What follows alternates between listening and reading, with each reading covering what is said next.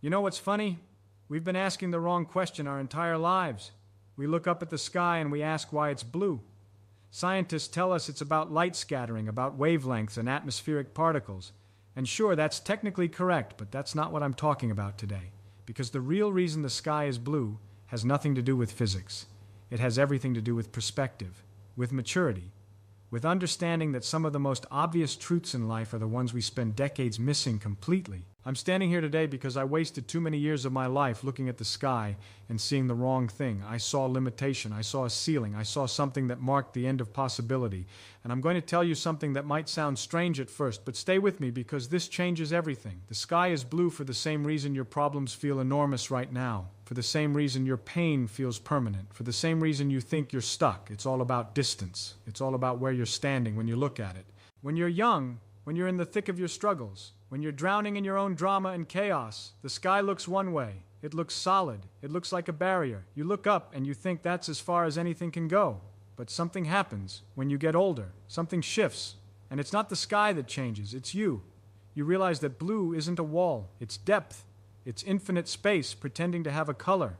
It's distance so vast that your brain has to create an illusion just to make sense of it. That's what I want to talk to you about today. Not the sky itself, but what it represents. The way we see limits where there are none. The way we create barriers that don't exist. The way we spend the first half of our lives convinced we understand things, only to spend the second half realizing we didn't understand anything at all. I look at who I was 20 years ago and I barely recognize that person. I thought I knew everything. I thought I had it figured out. I thought the loudest voice in the room was the strongest. I thought being right mattered more than being wise. I thought other people's opinions of me were facts I needed to manage. I was so busy performing, so busy proving, so busy defending, that I never stopped to ask myself the most important question. What am I actually building here? What's the point of all this noise? The sky doesn't defend itself. It doesn't explain itself. It doesn't need your validation or your understanding. It just is. And that's the first major shift that happens when you start to mature emotionally. You stop needing to explain yourself to people who have already decided not to understand you. You stop defending your choices to people who weren't there when you had to make them.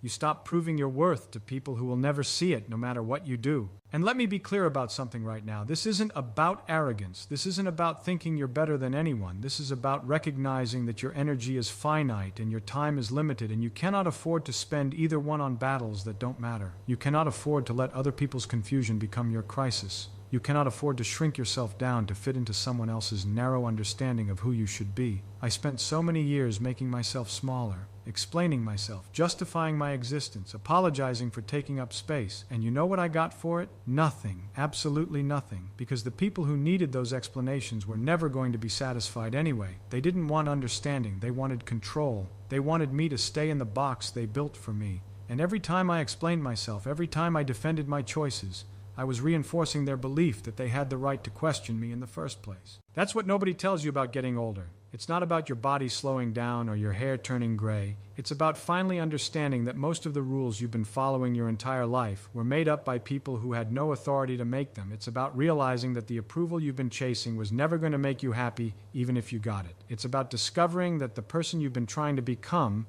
was designed by a committee of people who don't even know you. The sky is blue because of distance and perspective. Your life looks the way it does for the exact same reason. When you're too close to your problems, they look massive, insurmountable. When you're too invested in other people's opinions, they feel like truth. When you're too attached to outcomes you can't control, you feel helpless. But step back. Get some distance. Let some time pass. And suddenly everything looks different. I remember the things I used to cry about, the things that kept me up at night, the betrayals that felt like they would destroy me, the rejections that felt like proof I wasn't enough, the failures that felt like permanent marks on my record. And from where I'm standing now, with years between me and those moments, I can see them for what they really were: necessary, redirecting, sometimes even protective. The things I thought were endings were actually just clearings, making space for what was actually meant for me. But I couldn't see that then. I was too close. I was too hurt. I was too convinced that my interpretation of events was the only possible interpretation. I thought other people's actions toward me were statements about my value. I thought their choices were reflections of my worth. I thought their inability to see me meant I wasn't visible. And all of that was wrong. Completely wrong. Their actions were statements about them. Their choices were reflections of their limitations. Their inability to see me just meant they were looking in the wrong direction. This is what changes when you mature emotionally. You stop personalizing other people's dysfunction. You stop accepting responsibility for other people's happiness. You stop believing that you have to fix yourself to deserve love or respect or basic human decency. You start understanding that how people treat you is data. It's information. It tells you who they are. It tells you what they're capable of. It tells you whether they belong in your life or not. And this is where it gets uncomfortable for a lot of people, because we've been taught that giving up on people is wrong. We've been taught that loyalty means staying even when someone repeatedly shows you they don't value you. We've been taught that walking away makes you cold, makes you hard, makes you bitter. But that's not true. Walking away from people who diminish you doesn't make you bitter. Staying with them does. Walking away doesn't make you cold. It makes you boundaried. It makes you selective.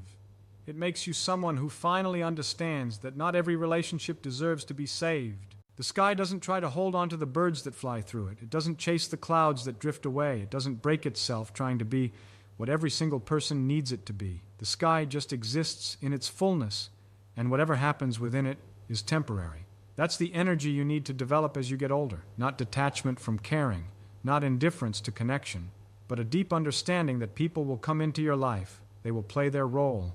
They will teach you what you need to learn, and then most of them will leave, and that's okay. That's supposed to happen. Not everyone is meant to stay forever. I used to fight that. I used to cling. I used to believe that if I just loved people hard enough, if I just gave enough, if I just proved my value clearly enough, they would stay. They would choose me. They would see what they had. But that's not how it works. You cannot convince someone to value you. You cannot logic someone into treating you well. You cannot love someone into being ready for you. And the energy you waste trying to do those things is energy you could be using to build something real with people who are actually available for it. Let me tell you what happens when you finally accept this. When you finally stop trying to force connections that don't flow naturally. When you finally stop explaining yourself to people who are determined to misunderstand you. When you finally stop defending your boundaries to people who only respect them when it's convenient, you get your power back. Not in some dramatic, explosive way. Quietly, gradually, you just wake up one day and realize you're not exhausted anymore. You're not drained. You're not carrying the weight of other people's expectations and judgments and projections. You're just you, clear, focused, present. And that's when your real life begins. That's when you start making decisions based on what actually serves you instead of what looks good to other people. That's when you start saying no without guilt and yes without resentment.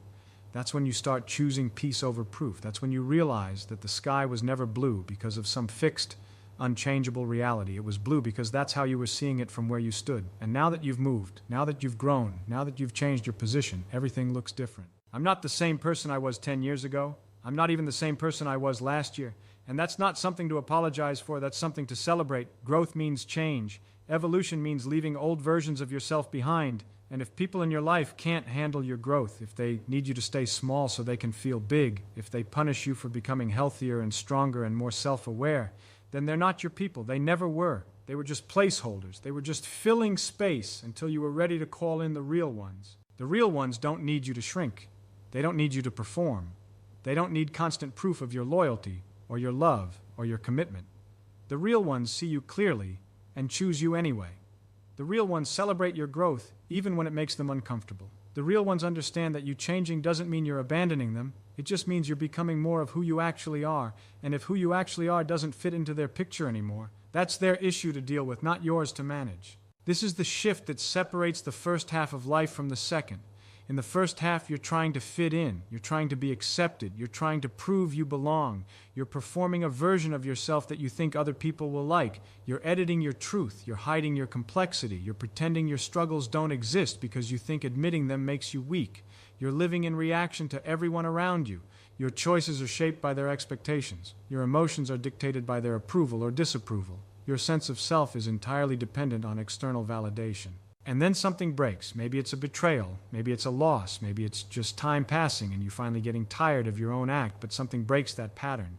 And you realize you've been living someone else's life. You've been following someone else's script. You've been measuring yourself against standards that were never yours to begin with. And once you see that, you can't unsee it. Once you understand that most of what you thought was truth was actually just conditioning, you can't go back to blindly accepting it. That's the moment everything changes. That's the moment you start building your actual life instead of the life you think you're supposed to have. That's the moment you start making choices based on your values instead of other people's opinions. That's the moment you start protecting your energy like the precious resource it is. Because it is precious. Your time is precious. Your attention is precious. Your emotional capacity is precious. And you've been giving it away for free to people who didn't earn it, didn't appreciate it, and wouldn't return it if you needed it back. I spent years being available to everyone. Being the person people could count on. Being reliable and responsible and always there when someone needed something. And I thought that made me valuable. I thought that made me loved. I thought that made me important. But what it actually made me was exhausted. What it actually made me was resentful. What it actually made me was invisible. Because when you're always available, people stop seeing you as a person. They start seeing you as a resource. They start seeing you as a function. They start taking for granted that you'll always be there, that you'll always say yes, that you'll always put their needs before your own. And the worst part is, I taught them to treat me that way. By never saying no, by never setting boundaries, by never communicating my own needs, by always being the strong one, the reliable one, the one who could handle anything. I trained people to believe I didn't need anything from them. I trained people to believe I was fine. I trained people to believe that my capacity was infinite and my needs were non-existent. And then I had the nerve to be hurt when they believed exactly what I taught them. That's on me. That's something I had to own. You cannot be angry at people for treating you the way you allowed them to treat you. You cannot be upset that people don't respect boundaries you never set. You cannot be shocked that people take advantage of generosity you never limited. This doesn't mean their behavior was okay. This doesn't mean you deserve mistreatment. But it does mean you have to take responsibility for your part in the dynamic. You have to acknowledge the ways you enabled what you now resent. And this is hard. This is one of the hardest parts of emotional maturity. Looking at yourself honestly, seeing the ways you contributed to your own pain, recognizing that sometimes you were both the victim and the volunteer. Sometimes people hurt you and you let them. Sometimes people used you and you allowed it. Sometimes people disrespected you and you stayed anyway. And you have to own that. Not to beat yourself up, not to blame yourself, but to learn from it, to do it differently next time. To understand that you cannot control other people's behavior, but you can absolutely control your response to it. The sky is blue because light scatters. Your life is chaotic because you haven't learned to filter yet. You're still letting everything in. Every opinion, every judgment, every criticism, every demand on your time and energy and attention. You're still acting like you have unlimited capacity, like you can be everything to everyone. Like saying no makes you selfish or mean or uncaring, but that's not true. Saying no makes you honest. Saying no makes you realistic. Saying no makes you someone who understands that you cannot pour from an empty cup, and pretending you can just damages both you and the people you're trying to serve. I watch younger people now and I see myself. I see the performance. I see the desperation to be liked. I see the fear of missing out, the fear of being left behind, the fear of not being enough. I see them running themselves into the ground trying to keep up with some imaginary standard that keeps moving further away the faster they chase it. I see them measuring their worth by their productivity, their bank accounts, their relationship status, their social media engagement. I see them looking outside themselves for proof that they matter. And I want to grab them by the shoulders and tell them to stop. Just stop. Stop running. Stop performing. Stop trying to earn something you already have. You already matter. You already have value. You already deserve to take up space and have needs and set boundaries and say no when something doesn't serve you. You don't have to earn those things. You don't have to prove those things. They're yours by virtue of being human. They're not conditional on your achievements or your likability or your usefulness to other people. They're inherent. They're fundamental. And the sooner you accept that, the sooner you stop wasting your energy on people and situations that require you to forget it. But we don't learn this early. We learn it through pain. We learn it through betrayal. We learn it through giving ourselves away over and over and over until there's nothing left, and we have no choice but to start rebuilding from scratch. We learn it when we hit bottom and realize that the person who's supposed to save us is us. We learn it when we're finally so tired of our own patterns that we're willing to do the uncomfortable work of changing them. And the work is uncomfortable. It's uncomfortable to look at yourself honestly and see all the ways you've been complicit in your own suffering. It's uncomfortable to set boundaries with people you love. It's uncomfortable to walk away from relationships that aren't working even when you've invested years into them. It's uncomfortable to disappoint people. It's uncomfortable to be misunderstood. It's uncomfortable to stand alone in your truth when everyone around you is telling you you're wrong.